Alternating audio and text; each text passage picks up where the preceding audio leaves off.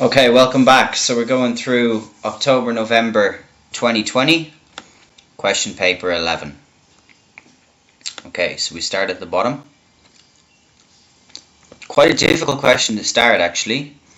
Diagram shows the value of a country's exports and imports over a 5-year period. So we're asked between which 2 years did the country have an increase in the value of imports. So we're looking for the imports here, which is the dark grey, to go up, and an improvement in its balance of trade in goods.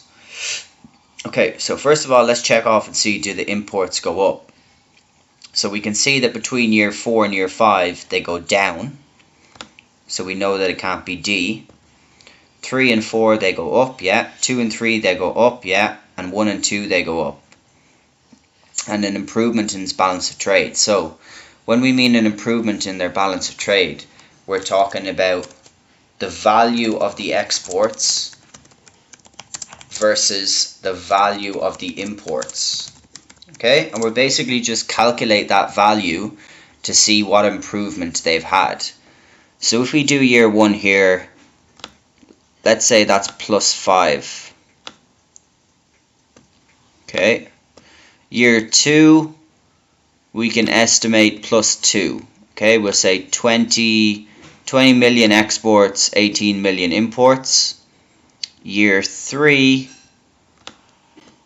+1, 25 and 24. Year 4, +5.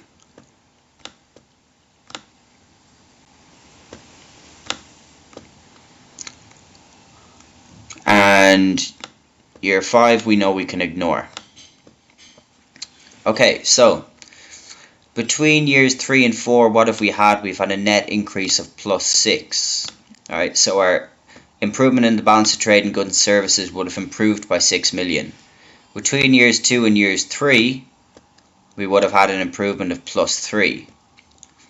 And between year 1 and year 2, we can only take into account the value of year 2 here, because we don't have anything to compare year 1 against, because it's the starting area, right? So we'd need to have year 0 here if we wanted to compare or take this 5 into account. So therefore, because we don't know if the imports were lower or higher in the previous year, so year 0 we'll call it, we can't take that into account at all. So we can see that the biggest increase therefore would be +6, which would be years 3 and years 4.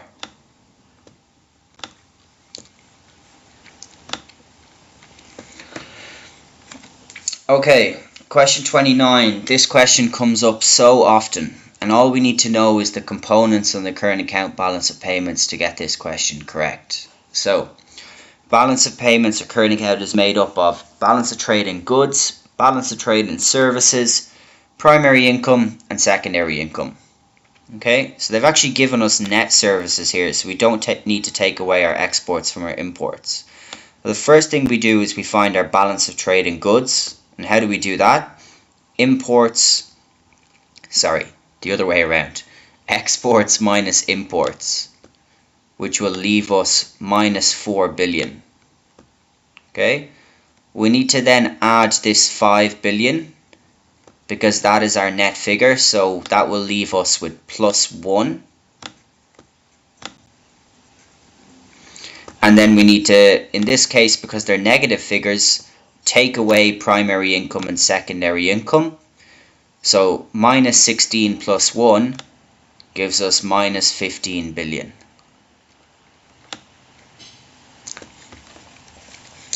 Okay, question 28.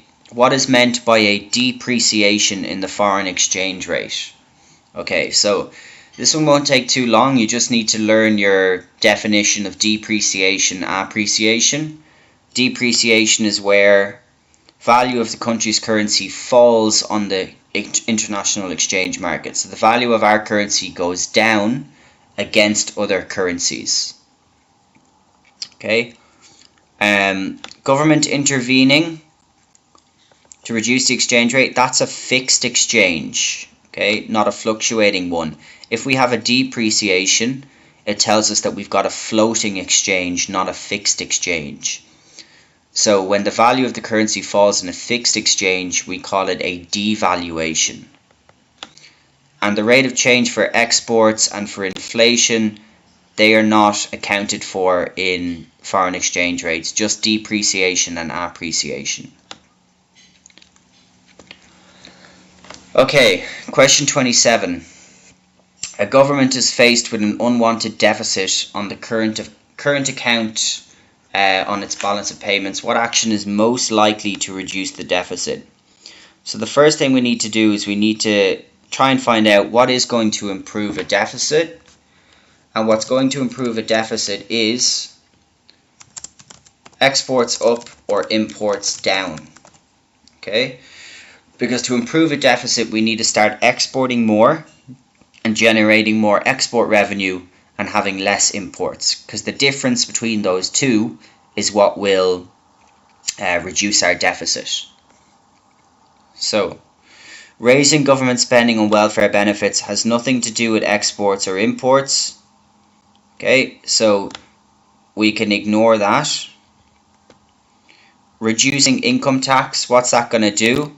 That's going to give people more money to spend, and they're likely to spend that on importing more goods. If we've more money, we're more likely to be less sensitive to the, let's say, expensive imports that we can bring into the country. So we might decide to increase our imports instead. So the bottom one here, I explained this in question 29. Revaluing is a fixed exchange rate, and it's basically the same as an appreciation. The only difference is that when it's a revaluing, it's fixed exchange, so the government is controlling the exchange rate instead of letting it up to the forces of demand and supply. A revaluation is actually going to increase our imports and it's going to decrease our exports. So the option that we have is, if we restrict imports by raising tariffs, what's going to happen? Our exports might stay the same, but our imports will go down, which means that we're going to create a bigger difference between the export revenue that we have and the import expenditure that we have, and that would reduce the deficit.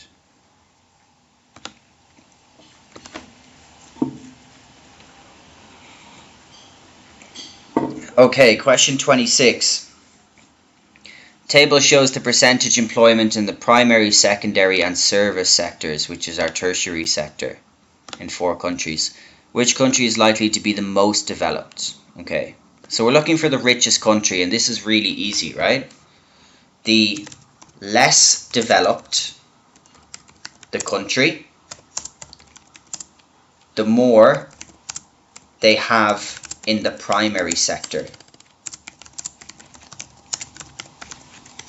And the more developed the country, the less they have in primary sector, and the more they have in secondary and the service sector, tertiary sector. Okay, why is that? Secondary sector and service sector, they tend to make more money than the primary sector does. Primary sector tends to be a little bit more inefficient, and it's harder to make more profit from it. Okay, not saying that we can't make profit, but it is certainly harder to do so. So once we know this information, we can see our most developed country must be A, because they have the smallest amount in the primary sector and they've got the most in the service sector. Whereas D, for example, would be the least developed country because they have the highest amount in the primary sector from their GDP. From employment, sorry. That's what's given in the table. Okay, question 25. Which factor in the world's low-income countries limits their economic development? Okay, so a balance of payment surplus is not going to limit their economic development. It just means that they're exporting more than they're importing. Okay, high saving ratios is not going to impact their economic development. If we've got people saving a lot of money, that's a good thing, because in the future we can change the interest rates to get them to spend a bit more of that money. And if we've got large inflows of foreign investment, that's also going to be a good thing. We've got lots of MNCs, multinational companies, coming to set up their operations in our country, bring all the skilled workforces, etc. with them, and make our country or our GDP grow. Rapid population growth will limit their economic development, however, because it makes it harder to ensure that we can move people out of poverty if the population is growing very rapidly. We've got more people to provide for and the same resources in order to provide for them. So it makes it more difficult to distribute those resources if the population is growing rapidly.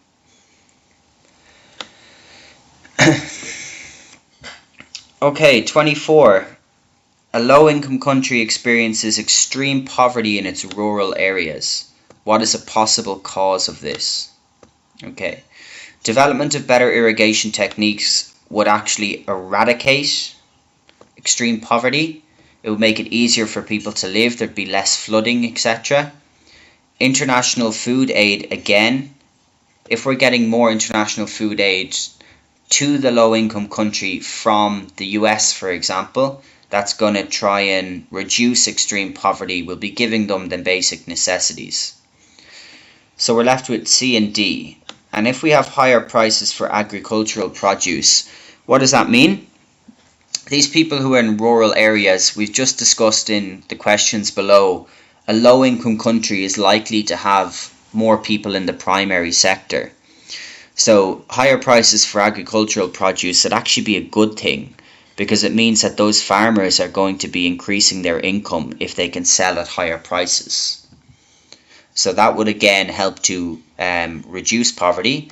But if we have high trade barriers imposed by high-income countries, that will cause extreme poverty in some cases, because it becomes very difficult for those farmers in rural areas to be able to import goods and services from other countries and to be able to export their agricultural produce to other countries too, which is another way they can gain revenue, right? They can sell in their own country, but the market might be limited because the income is low.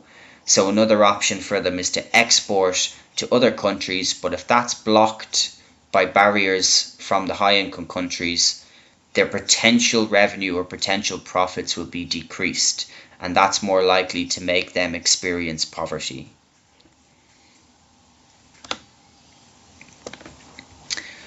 Okay, 23. Some goods take a greater percentage of a typical household's total spending than others. How is this accounted for in the construction of a CPI? Okay, well, it's definitely not accounted for by deducting the goods. That wouldn't make any sense whatsoever. It's not accounted for by taking an average of price fluctuations either, because we're told it's just the percentage they spend, and PED is nothing to do with CPI.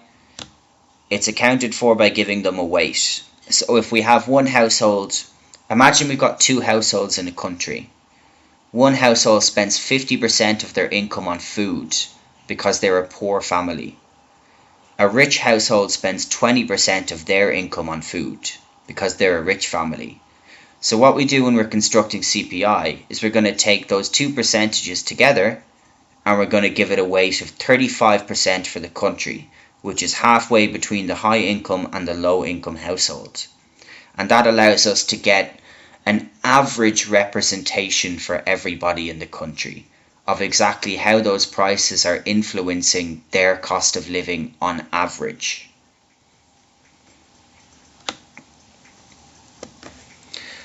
Okay, 22. Economy is experiencing rising prices, so inflation. Which government policy will help to reduce consumer expenditure? Okay. Reducing indirect taxes, that will increase consumer expenditure. They have less taxes to pay on a good or a product, so they're likely to spend more money. Issuing more banknotes and coins, what's that? That is expansionary monetary policy, which is designed to move AD to the right. Okay, again, increasing consumer expenditure and investment. Investing more in building infrastructure. Again, investment is a component of AD, so that will also move AD to the right, which means that in the future consumer expenditure will increase, not decrease, as we get more investment into an economy. More jobs created, etc. More income, more spending. But if we introduce compulsory saving for income earners, so the government says you have to save 10% of your income every year, that's going to reduce the amount of money they have available to spend.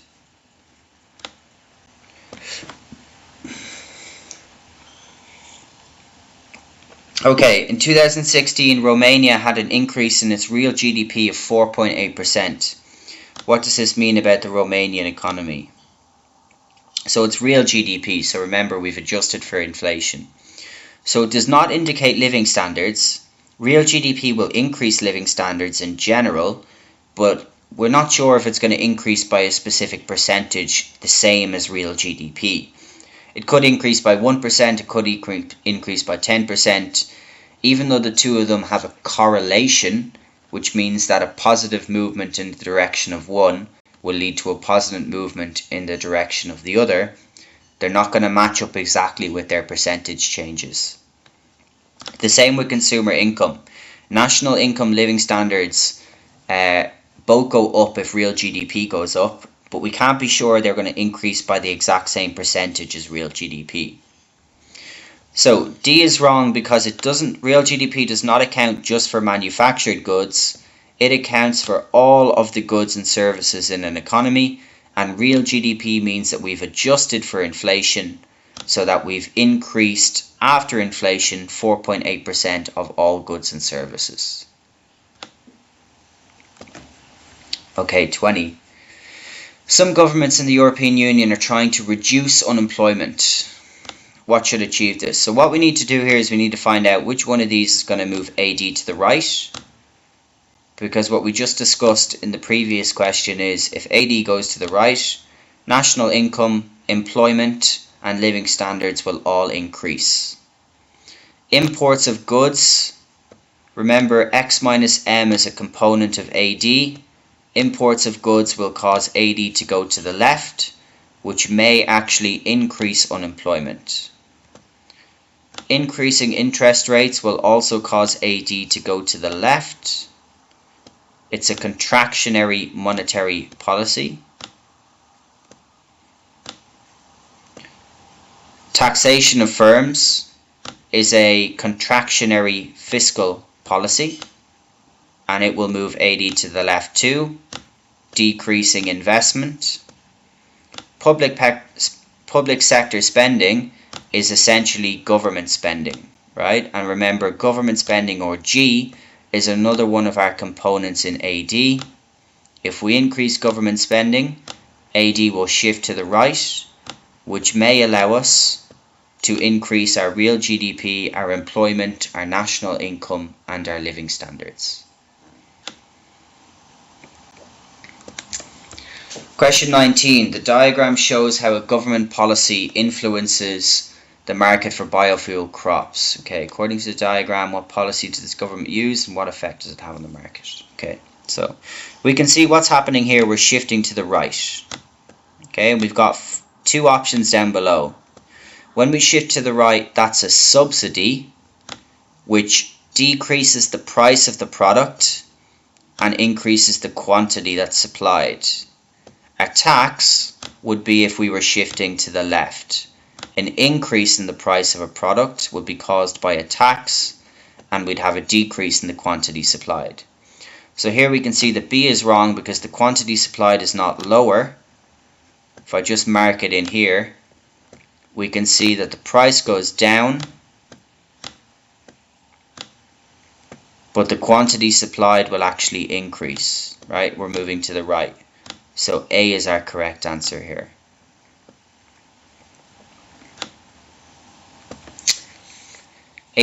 Which measure would indicate that an expansionary fiscal policy is being used by the government? Okay, so just to remember, expansionary fiscal policy, lower taxes, higher government spending, designed to move AD to the right.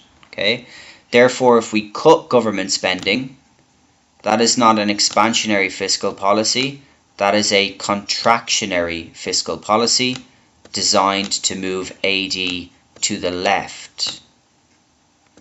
Higher interest rates, that is a contractionary monetary policy, not a fiscal policy. Lower interest rates is expansionary, but again, it's an expansionary monetary policy, not an expansionary fiscal policy. So we match up D to what we've got here from our understanding of expansionary fiscal policy. Lower taxes is exactly that. Okay. 17. What is most likely to be the responsibility of a central government? Okay. This one should be very straightforward. If you've ever flown to another country, you should know the answer to this, really. Responsibility of the central government is the provision of immigration officials at an airport, because they're the ones who control the rules and the regulations about immigrants coming into the country, what they require, the documentation they need, the sources of income they may need to provide, the specific visas they may need to show, etc. Security cameras at a shopping centre, that's the responsibility of whoever owns a shopping centre. Provision of security staff at the bank, that's the responsibility of the bank.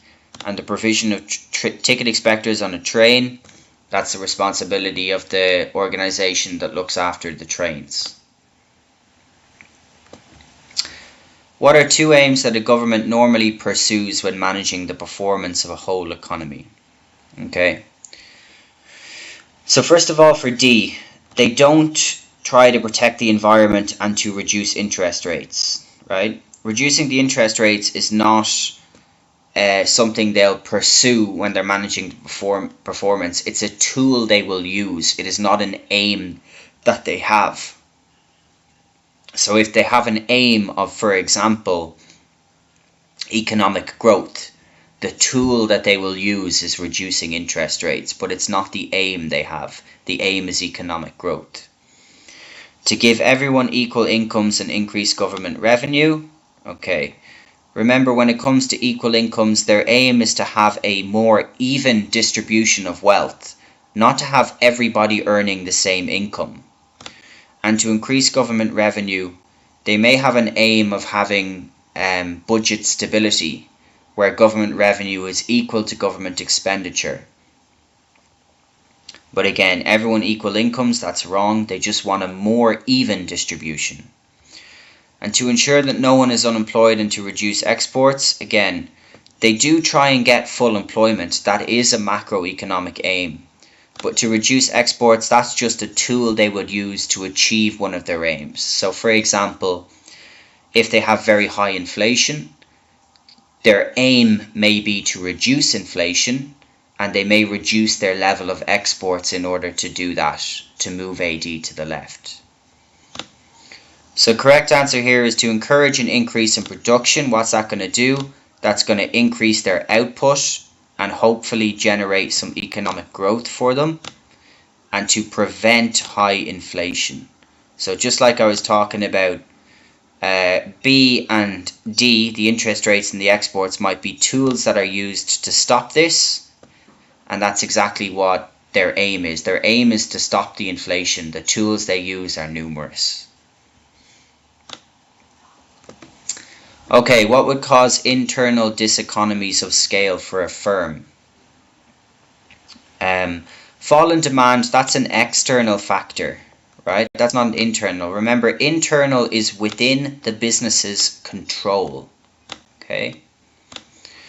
So in this case, a merger with another firm that results in slow decision making, that one will be correct actually. Because if they merge and they have slow decision making, they made the decision to merge the firms together. So the diseconomies of scale, which is their average costs are rising as they expand, would relate to the decision they've made to have a merger. Spending more on research and development, and a lack of skilled labour in the area where the firm is based, again, that might be caused external diseconomies of scale. It's outside of their control, but the merger is within their control, hence why it's internal.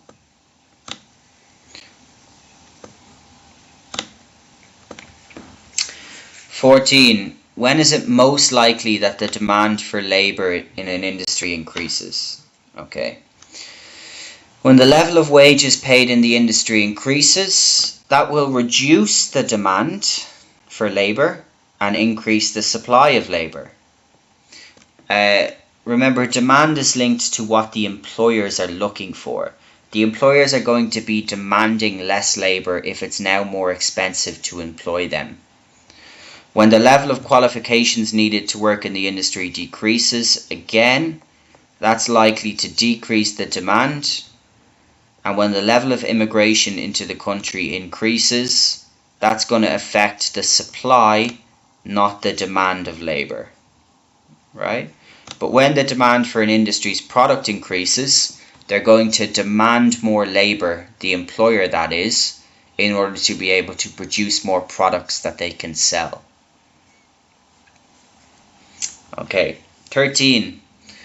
A firm has fixed costs of $1,000. The table shows the variable costs at different levels of output. If the goods are sold for $500 each, how much profit will be made from the sale of 4 units? Okay, first thing we need to do is we need to calculate our revenue. Our revenue will be 500 multiplied by 4, our selling price multiplied by the quantity sold. So our total revenue is going to be $2,000. Okay, so we'll leave that up here. Now we need to calculate our total cost. So we've got fixed costs of 1,000, 1K, right? Because that tells us at the start of the question. And we've got variable costs of 350. Okay, so we add those two together. We're going to get 1,350. And then we just take that away from the total revenue that we've generated.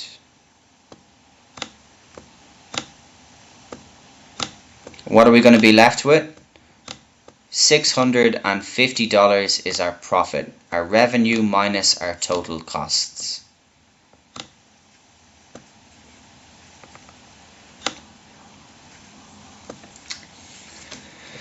Okay, this is a difficult question. If you remember or have looked at the other questions, you should be able to get this. A firm calculates its total fixed cost, total variable cost, and total cost. It then plots a graph showing how they change as output increases. What happens to the line showing the total variable cost and total cost as the output increases? Okay. So, just if you remember, right? Might look something like this. This line here would be our fixed cost. Okay, our variable cost might look something like this.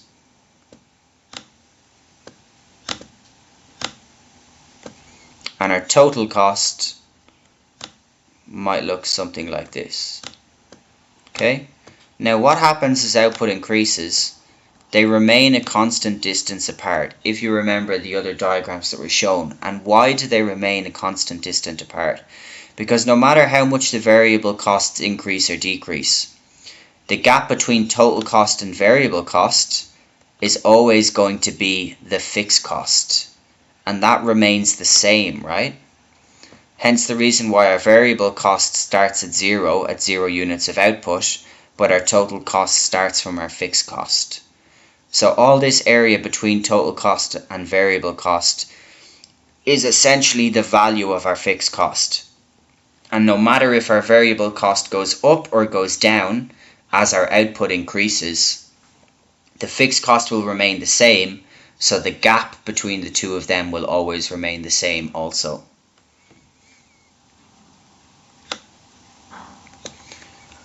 Okay, 11. What can a central bank increase in order to reduce consumer borrowing? Okay, so remember again, what are we trying to do? We're trying to move AD to the left, right? And central bank is involved, so we know that it has to be a monetary policy. Okay. Increase commercial bank deposits?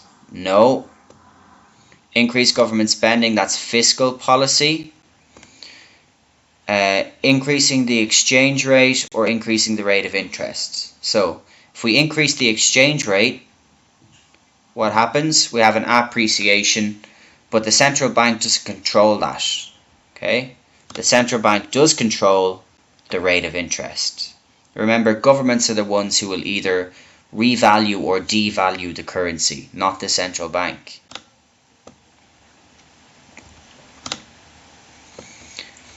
Okay, 10 should be fairly straightforward.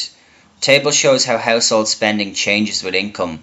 What is the lowest level of income at which savings are positive? So 3,000, we're spending more than we're making, so no.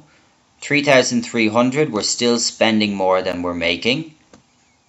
3,600, we can see that's the lowest level of income where we're actually saving a bit of money, because we're only spending 3,500 per month.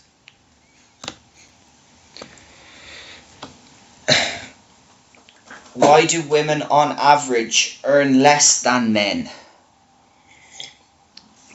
So, it is nothing to do with women's ability. They're not less able than men. Women can do the same job as men.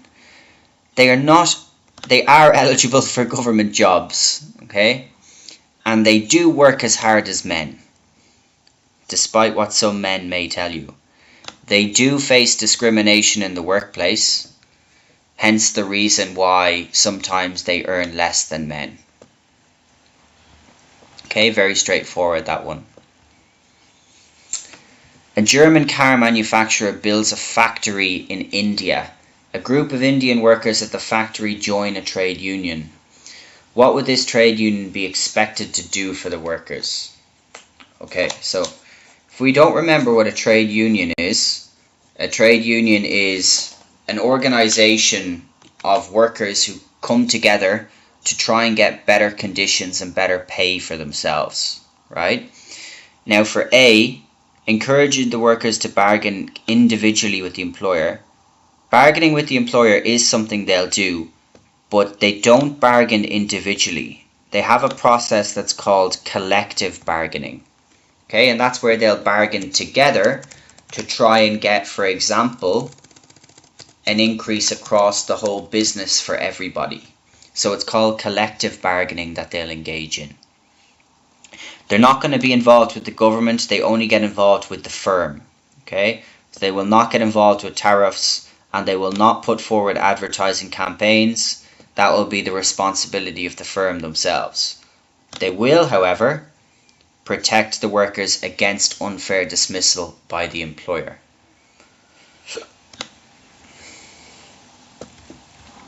Okay, question 7. The PES of a good is 2. Price of a good then falls by 10%. What is the effect in quantity supplied? So just remember one thing about PES. One of the first things we did in class when we go through PES and PED is we talk about the relationship, right? And this is key here. For PES in class, I put it down like this. I say plus plus minus minus, okay? In other words, it's a positive relationship. So what do I mean by that? I mean that if price goes down, the quantity supplied also has to go down. And if price goes up, the quantity supplied also has to go up. So if we remember our formula, which is the percentage change in quantity supplied divided by the percentage change in price, right? All we need to do is input those numbers. So on top, we don't know what our quantity supplied is. We know that our price has gone down by minus 10%. And we know that our PES is 2.00. Okay. We know that it has to fall. It can't increase because it's minus minus. And then we can see it has to fall by 20% to give us an answer of minus 2.00.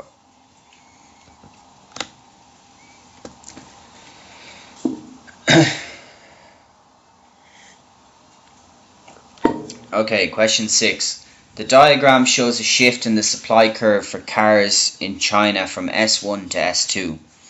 What is the most likely cause of this shift in the supply curve? Okay. An increase in an indirect tax on petrol in China. Remember, that's going to shift the supply curve for petrol to the left. Okay? It's not going to shift the supply curve for cars, but it will change the demand for cars. So it would shift the supply curve for petrol to the left, right? Because prices would now go up. What would that do? That would reduce the quantity.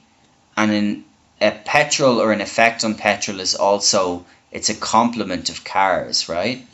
So if the supply for petrol goes down, the demand for cars would go down. Right, so we'd have a shift in our supply curve, or our demand curve for cars, to the left, but we're only showing supply.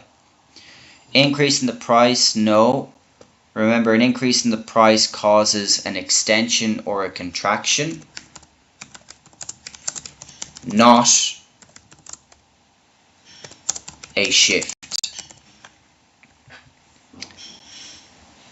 A new subsidy given to Chinese car manufacturers, that would change supply, but we talked about earlier in the paper that a subsidy would shift supply to the right, not to the left. Okay, so an increase in the wages on Chinese car workers, that would actually shift it to the left. Why? Because that would increase their cost of production. So it would make it more expensive for them to make cars, so they'd be making less profit, which means that they would make less cars. Therefore, supply would shift to the left. Okay, what's a function of the price mechanism? I'm not going to spend too long on this. The others, price mechanism has nothing to do with them. Price mechanism, remember, works in a mixed and a market system, and it is like an invisible hand that allows us to allocate resources or allocate goods and services. Okay, just learn the definition for that. There's no other explanation needed. 4. Which person makes macroeconomic decisions? So which person is making decisions for the whole economy? So first we should identify what's a micro decision, right? Remember, microeconomics is study and behavior of individuals, firms, households, and individual markets. Okay? So if we look at this, a bank manager, what's that? That's an individual firm, so it's a micro decision. A worker, that's a household or an individual, so that's also a micro decision. A shareholder in a firm, again, it's one firm or an individual market, so it's a micro decision. But a government finance minister, they will make decisions on the government budget, they'll make decisions on government expenditure, which will all affect AD or AS, so they're macro decisions, they will affect the whole economy. 3. Diagram shows an economy's PPC. Economy moves from point X to point Y. What is the most likely effect of this change? Okay. In other papers, I've gone through all the PPC questions. I said before that when we move from a point on the curve to another point on the curve, what does that equal? That equals a reallocation of resources. Okay? In other words, it signifies or it shows opportunity costs. Okay? We're giving up something to make more of something else. Therefore, it will show different quantities of the goods are produced. We now make more consumer goods and less capital goods if we move from X to Y. More people are employed.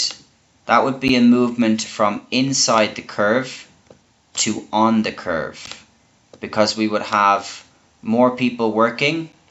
We would be going from having an inefficient use of existing resources to an efficient use of existing resources. Okay, PPC does not show GDP, and there's an increase in investment.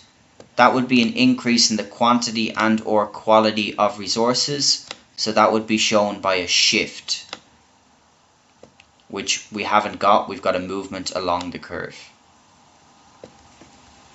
Okay, this is a question I've never seen before. Common sense will help you answer this question, however. What factor of production does innovation directly depend on? Innovation is in your definition of an entrepreneur, right? They've got to take risks, they've got to innovate in order to become successful. So innovation is something that an entrepreneur has to do. Let's say technological advancement would be something that relates to capital, not necessarily innovation, just the technology getting better or more productive. Innovation has nothing to do with labor and nothing to do with land. Okay, so innovation is directly affected by the decisions of entrepreneurs, whether to make new products, to make improvements, etc., or depending on the direction they're going, to try and innovate with new ideas. And finally, basic economic problem. I've discussed this with you guys before. We said 5 key words, and we'll always get these questions right. Limited resources, unlimited wants, scarcity, choice, opportunity cost. Okay, so in this case, are any of these relating to what we have over here? Yeah, scarcity of resources is the thing that causes the economic problem. And we can see that in the 5 key words that we learn off in class, or key sentences, whatever you want to call them. Okay, thanks for listening. Hope it helped.